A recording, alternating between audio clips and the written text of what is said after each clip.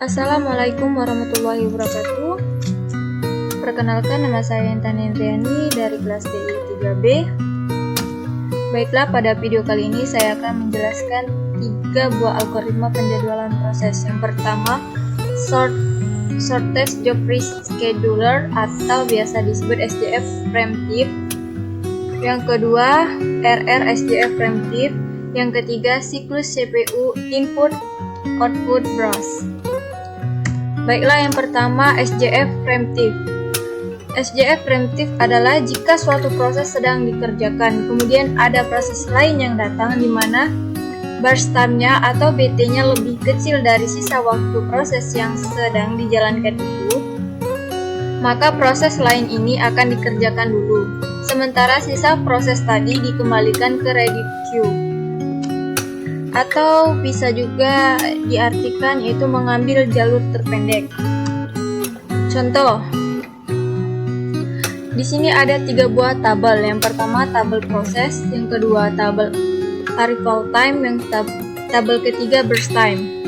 Yang mana proses di sini memiliki 5 buah proses, yaitu P1, P2, P3, P4, dan P5. Yang mana memiliki arrival time dan burst time-nya, yaitu P1 memiliki 0 arrival time dan burst time-nya 12. Sedangkan P2 arrival time-nya 2, burst time-nya 8. P3 arrival time-nya 3, burst time-nya 5. P4 arrival time-nya 5, burst time-nya 2. Dan yang terakhir P5 yaitu arrival time-nya 9 dan burst time-nya 1.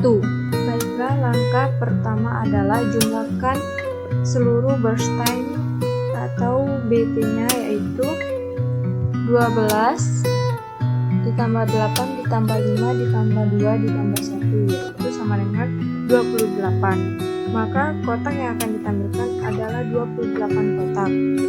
Di sini kita bisa rumuskan pada saat P1 masuk, maka P2 kembali menunggu, itu sama dengan 16. Dan P2 yaitu 11 dikurang 3 sama 9, ditambah 2 ditambah 0 ditambah 1. Jumlah keseluruhan yaitu 28. Maka waktu tunggu rata-rata setiap proses sama dengan 28 dibagi 5. Nah, sama dengan 5,6 satuan waktu atau milidetik. Oke, lanjut ke materi yang kedua, yaitu RRSJF Preemptive.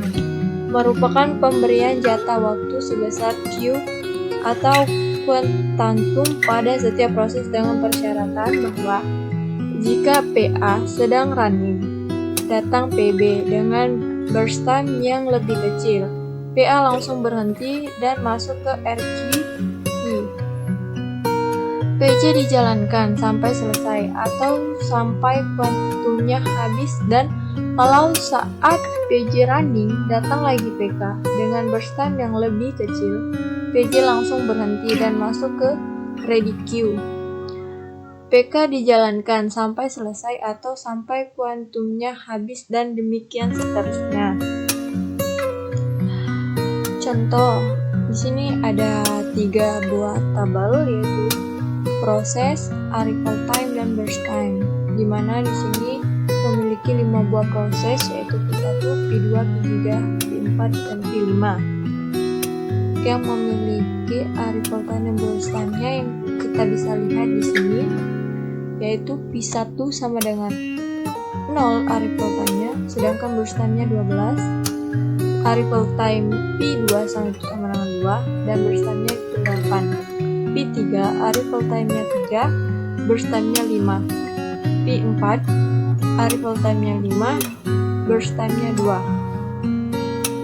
Dan yang terakhir P5 arrival time-nya 9, burst time-nya 1. Maka waktu tunggu untuk setiap proses adalah 27 dibagi 5 sama dengan 5,4 milidetik.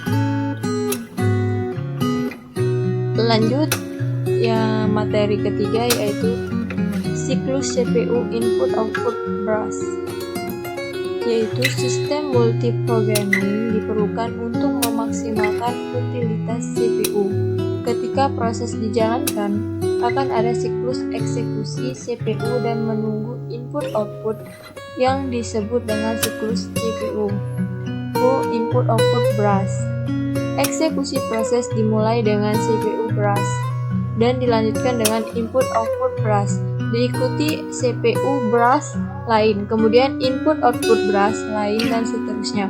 Ketika satu proses dieksekusi, maka akan banyak CPU burst pendek dan akan sedikit CPU burst yang panjang. Program yang input-output bound biasanya sangat pendek CPU burst-nya. Program yang CPU bound yang memungkinkan CPU burst-nya lama. Mungkin demikianlah presentasi atau penjelasan mengenai 3 buah penjadwalan proses. Maaf bila ada salah kata.